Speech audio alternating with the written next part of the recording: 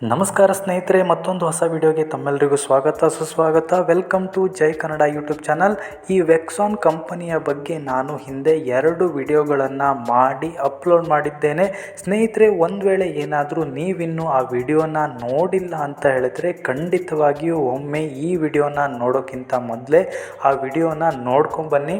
ನಾ ಹಿಂದೆ ಮಾಡಿರುವಂತಹ ವಿಡಿಯೋದಲ್ಲಿ ಎಲ್ಲೂ ಕೂಡ ಈ ಕಂಪನಿ ಗೌರ್ಮೆಂಟಿಂದ ಯಾವುದೇ ರೀತಿಯಾದಂತಹ ಪರ್ಮಿಷನನ್ನು ತಗೊಳ್ಳದೆ ವ್ಯವಹಾರವನ್ನು ಮಾಡ್ತಿದೆ ಅಂತ ಎಲ್ಲೂ ಕೂಡ ಹೇಳಿರಲಿಲ್ಲ. ಆದರೂ ಕೂಡ ಈ ಕಂಪನಿಯವರು ನನಗೆ ಕಾಲ್ ಮಾಡಿ, ನೀನು ನಮ್ಮ ಕಂಪನಿಯ ಬಗ್ಗೆ ಇಲ್ಲ ಸಲ್ಲದನ್ನು ಹೇಳ್ತಾ ಇದ್ದೀಯಾ, ಗೌರ್ಮೆಂಟಿಂದ ಯಾವುದೇ ಲೈಸೆನ್ಸನ್ನು ನಮ್ಮ ಕಂಪನಿ ತಗೊಂಡಿಲ್ಲ ಅಂತ ನೀನು ವಿಡಿಯೋದಲ್ಲಿ ಹೇಳಿದ್ದೀಯಾ, ಆದಷ್ಟು ಬೇಗ ನೀನು ವಿಡಿಯೋನ ಡಿಲೀಟ್ ಮಾಡು, ಇಲ್ಲ ಅಂತ ಹೇಳಿದರೆ ನಿನ್ನ ಮೇಲೆ ಕೇಸ್ ಹಾಕ್ತೀವಿ ಅಂತ ಹೇಳಿ ನನಗೆ ಕರೆ ಮಾಡಿ ಹೆದರಿಸೋದಕ್ಕೆ ಶುರು ಮಾಡಿದ್ರು. ಸ್ನೇಹಿತರೆ, ನಾನು ಈ ವೆಕ್ಸಾನ್ ಕಂಪನಿಗೆ ಸೇರಿದವರ ಹತ್ರ ಆಗಲಿ ಅಥವಾ ನನಗೆ ಕರೆ ಮಾಡಿದವರ ಹತ್ರ ಆಗಲಿ ಕೇಳಿದ್ದು ಒಂದೇ ಮಾತು, ನೀವೇನು ನಿಮ್ಮ ಕಂಪನಿಗೆ ಜಾಯ್ನ್ ಆಗಿದ ತಕ್ಷಣ ಲಕ್ಷಗಟ್ಟಲೆ ಹಣವನ್ನು ದುಡಿಬೋದು ಅಂತ ಏನು ಹೇಳ್ತೀರಿ? ದಯವಿಟ್ಟು ಅದಕ್ಕೆ ಒಂದು ಪ್ರೂಫನ್ನು ಕೊಡಿ, ನಿಮ್ಮ ಬ್ಯಾಂಕ್ ಸ್ಟೇಟ್ಮೆಂಟನ್ನು ಕಳಿಸಿ ಅಂತ ನಾನು ಕೇಳ್ಕೊಂಡಿದ್ದು. ಸ್ನೇಹಿತರೆ, ಒಂದು ವಿಷಯ ಏನು ಅಂತ ಹೇಳಿದರೆ, ಇದುವರೆಗೂ ಯಾರೂ ಕೂಡ ಇಲ್ಲಿ ತನಕ ನನಗೆ ಪ್ರಾಪರ್ ಆಗಿರುವಂತಹ ಇನ್ಕಮ್ ಪ್ರೂಫ್ ಆಗಲಿ ಅಥವಾ ಬ್ಯಾಂಕ್ ಸ್ಟೇಟ್ಮೆಂಟನ್ನು ಇನ್ನೂ ಕೂಡ ನನಗೆ ಕಳಿಸಿಲ್ಲ. ನನಗೆ ಕರೆ ಮಾಡಿದಾಗಲೂ ಕೂಡ ಅವ್ರ ಹತ್ರ ಕೇಳಿಕೊಂಡೆ, ನೀವು ನಿಮ್ಮ ಬ್ಯಾಂಕ್ ಸ್ಟೇಟ್ಮೆಂಟನ್ನು ಕಳಿಸ್ಕೊಡಿ ಅಂತ. ಅದಕ್ಕೆ ಅವರು ಆಯಿತು, ನಾನು ಒಂದಲ್ಲ 1000 ನಿನಗೆ ಬ್ಯಾಂಕ್ ಪ್ರೂಫನ್ನು ಕಳಿಸ್ತೀನಿ ಅಂತ. ಆದರೆ ನಂತರ ಅವರು ನನಗೆ ಕಳಿಸಿದ್ದು ಎಡಿಟ್ ಮಾಡಿರುವಂತಹ ಇನ್ಕಮ್ ಪ್ರೂಫನ್ನು. ನಾನು ನಿಮಗೆ ಅದನ್ನು ಇಲ್ಲಿ ತೋರಿಸ್ತೇನೆ ನೋಡಿ. ಸ್ನೇಹಿತರೆ, ಅವರೇ ಕ್ರಿಯೇಟ್ ಮಾಡಿರುವಂತಹ ಕಂಪ್ಯೂಟರ್ ಜನರೇಟ್ ಮಾಡಿರುವಂತಹ ಫೇಕ್ ಇನ್ಕಮ್ ಪ್ರೂಫನ್ನು ನನಗೆ ಕಳಿಸ್ಕೊಟ್ಟಿದ್ದಾರೆ. ಕೇವಲ ಇದೊಂದೇ ಅಲ್ಲ, ಈ ಥರದ್ದು ಸಾಕಷ್ಟನ್ನು ನನಗೆ ಕಳಿಸ್ಕೊಟ್ಟಿದ್ದಾರೆ. ಈ ರೀತಿಯಾದಂತಹ ಸ್ಟೇಟ್ಮೆಂಟನ್ನು ಕಳಿಸ್ಕೊಟ್ಟಿದ್ದ ತಕ್ಷಣ ನಾನು ಅವರಿಗೆ ಕೇಳಿದೆ, ರಿಯಲ್ ಆಗಿರುವಂತಹ ಬ್ಯಾಂಕ್ ಸ್ಟೇಟ್ಮೆಂಟನ್ನು ನನಗೆ ಕಳಿಸಿ, ನಿಮ್ಮ ಕಂಪನಿಯ ಮೂಲಕ ಡೈರೆಕ್ಟಾಗಿ ಅವರ ಬ್ಯಾಂಕ್ ಖಾತೆಗೆ ಡೆಪಾಸಿಟ್ ಆಗಿರುವಂತಹ ಸ್ಟೇಟ್ಮೆಂಟನ್ನು ಕಳಿಸಿ ಅಂತ ಹೇಳಿದೆ. ಇದಕ್ಕೆ ಅವರು ಕೊಟ್ಟ ಉತ್ತರ ಏನು ಗೊತ್ತಾ ಸ್ನೇಹಿತರೆ? ನಿನಗೆ ಯಾಕೆ ಬ್ಯಾಂಕ್ ಸ್ಟೇಟ್ಮೆಂಟನ್ನು ಕಳಿಸ್ಬೇಕು, ನೀನೇನು ಗೌರ್ಮೆಂಟ್ ಆಫೀಸರ್ ಅಂತ ಹೇಳಿ ನನಗೆ ಪ್ರಶ್ನೆ ಮಾಡೋದಕ್ಕೆ ಶುರು ಮಾಡಿದ್ರು. ನೀವು ಬೇಕಿದ್ರೆ ನನಗೆ ಕಾಂಟ್ಯಾಕ್ಟ್ ಮಾಡಿ, ನಾನು ಅವರು ಕಳಿಸಿರುವಂತಹ ಫೇಕ್ ಬ್ಯಾಂಕ್ ಸ್ಟೇಟ್ಮೆಂಟನ್ನು ನಿಮಗೆ ಕಳಿಸ್ಕೊಡ್ತೀನಿ. ಜೊತೆಗೆ ಅವರು ನನ್ನ ಜೊತೆ ಮಾತಾಡಿರುವಂತಹ ಆಡಿಯೋ ಬೇಕಾದರೂ ನಿಮಗೆ ಕಳಿಸ್ಕೊಡ್ತೀನಿ. ಅವರ ನಿಜ ಬಣ್ಣ ಏನು ಅಂತ ತಿಳ್ಕೊಳ್ಳಿ ನೀವು ಕೂಡ. ಮೊದಲು ನನಗೆ ಇವರ ಹೆಡ್ ಆಫೀಸ್ ಆಗಿರುವಂತಹ ನಾಸಿಕ್ಕಿಂದ ಕರೆ ಬಂತು. ಅವರು ನನ್ನ ಜೊತೆಯಲ್ಲಿ ಹಿಂದಿಯಲ್ಲಿ ಮಾತಾಡಿದ್ರು. ಮೊದಲು ಚೆನ್ನಾಗಿ ಮಾತಾಡಿದ್ರು. ಮಾತಾಡ್ತಾ ವಿಡಿಯೋನ ಡಿಲೀಟ್ ಮಾಡೋದ್ರ ಬಗ್ಗೆ ಹೇಳಿದರು. ನಾನು ಇಲ್ಲ, ವಿಡಿಯೋನ ಡಿಲೀಟ್ ಮಾಡೋದಕ್ಕೆ ಆಗೋದಿಲ್ಲ.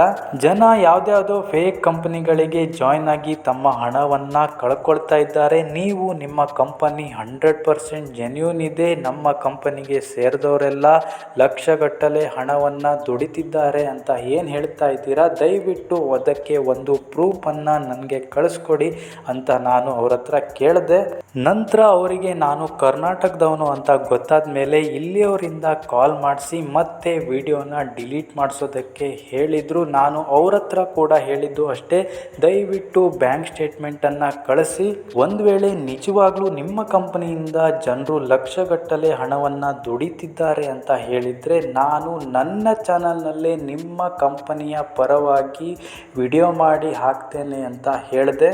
ಇದಕ್ಕೆ ಅವರ ಬಳಿ ಯಾವುದೇ ರೀತಿಯಾದಂತಹ ಉತ್ತರ ಇಲ್ಲ. ಅವರು ರಿಯಲ್ ಆಗಿರುವಂತಹ ಬ್ಯಾಂಕ್ ಸ್ಟೇಟ್ಮೆಂಟನ್ನು ಕಳಿಸೋದಕ್ಕೆ ತಯಾರಿಲ್ಲ. ಯಾಕಂತ ಹೇಳಿದರೆ ಯಾರೂ ಕೂಡ ರಿಯಲ್ ಆಗಿ ಈ ಕಂಪನಿಯ ಮೂಲಕ ಅರ್ನ್ ಮಾಡ್ತಿಲ್ಲ ಅನ್ನೋದು ನಮಗೆ ಗೊತ್ತಾಗತ್ತೆ.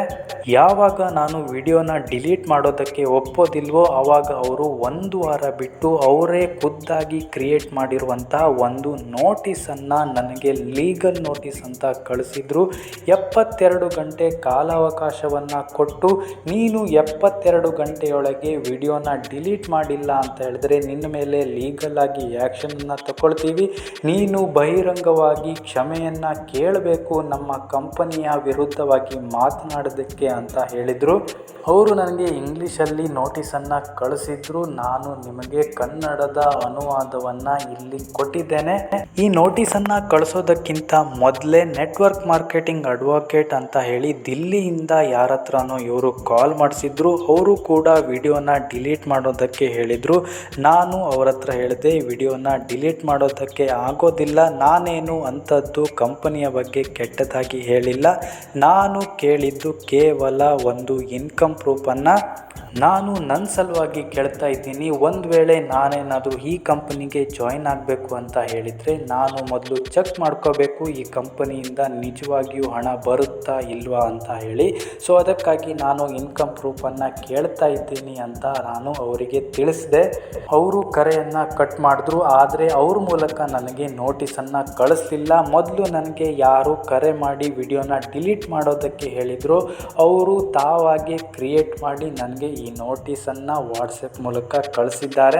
ಮೊದಲು ಕೂಡ ನಾನು ನಂಬರನ್ನು ಕೊಟ್ಟಿದ್ದೇನೆ, ಈಗಲೂ ಕೂಡ ನಾನು ನನ್ನ ನಂಬರನ್ನು ಡಿಸ್ಕ್ರಿಪ್ಷನ್ ಬಾಕ್ಸಲ್ಲಿ ಕೊಟ್ಟಿರ್ತೇನೆ. ನಿಮಗೇನಾದರೂ ಡೌಟ್ ಇದ್ದರೆ ನನಗೆ ಕರೆ ಮಾಡಿ ಕೇಳ್ಬೋದು. ಆದರೆ ಮೊದಲು ನಾನು ಫ್ರೀಯಾಗಿ ಮಾತಾಡ್ತಾ ಇದ್ದೆ, ಆದರೆ ಹೀಗೆ ಫ್ರೀಯಾಗಿ ಮಾತಾಡೋದಿಲ್ಲ. ಏಕೆ ಅಂತ ಹೇಳಿದ್ರೆ ಫ್ರೀಯಾಗಿ ಮಾತಾಡಿದರೆ 1-1.5 ತಾಸು ಮಾತಾಡ್ತಾರೆ. ನನಗೂ ಕೂಡ ಕೆಲಸ ಇರುತ್ತೆ, ನಾನು ಕೆಲಸವನ್ನು ಬಿಟ್ಟು ನಿಮ್ಮ ಜೊತೆ ಮಾತಾಡಬೇಕಾಗತ್ತೆ. ನೀವು ಎಷ್ಟು ಹಣನ ವೇಸ್ಟ್ ಮಾಡ್ತೀರಾ, ನನಗೆ ಅದರಲ್ಲಿ ಸ್ವಲ್ಪ ಚೂರು ಅಮೌಂಟನ್ನು ಪೇ ಮಾಡಿದರೆ ಏನೂ ಕೂಡ ಆಗೋದಿಲ್ಲ ಅಂತ ನಾನು ಅಂದ್ಕೊಂಡಿದ್ದೇನೆ. ನೀವು ಕೂಡ ಇದರ ಬಗ್ಗೆ ತಪ್ಪು ತಿಳ್ಕೊಳ್ಳದೆ ದಯವಿಟ್ಟು ಸಹಕರಿಸಿ ಅಂತ ನಾನು ಕೇಳ್ಕೊಳ್ತೀನಿ. ಸ್ನೇಹಿತರೆ, ಇದಾಗಿತ್ತು ಇವತ್ತಿನ ವಿಡಿಯೋ. ಸಿಗೋಣ ಮತ್ತೊಂದು ಹೊಸ ವಿಡಿಯೋ ಮೂಲಕ. ಅಲ್ಲಿ ತನಕ ಟೇಕ್ ಕೇರ್. ಧನ್ಯವಾದ ಸ್ನೇಹಿತರೆ. ದಯವಿಟ್ಟು ದುಡುಕಿ ನಿಮ್ಮ ನಿರ್ಧಾರವನ್ನು ತಗೊಂಡು ಕಂಪ್ನಿಗೆ ಜಾಯ್ನ್ ಆಗೋದಕ್ಕೆ ಹೋಗಬೇಡಿ. ಏನಾದರೂ ಡೌಟ್ ಇದ್ದರೆ ನನಗೆ ಕರೆ ಮಾಡಿ ನಿಮ್ಮ ಡೌಟನ್ನು ಕ್ಲಿಯರ್ ಮಾಡ್ಕೊಳ್ಳಿ.